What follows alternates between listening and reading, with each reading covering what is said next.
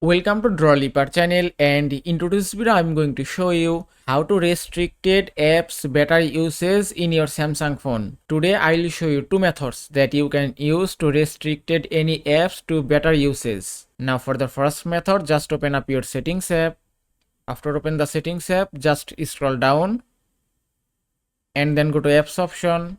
Now from here choose any apps. Suppose if I select this Canva app and then scroll down, then go to battery option, and here you can see three options: unrestricted, optimized and restricted. Now if you select restricted option from here, then it will restrict battery usage while this app is running in the background. But mind it, the app may not work as expected and notifications may be delayed, and that's it. Now for the second method, just go to home screen and go to app screen, then choose any app. If I select Canva, just touch and hold it and then tap on this eye icon.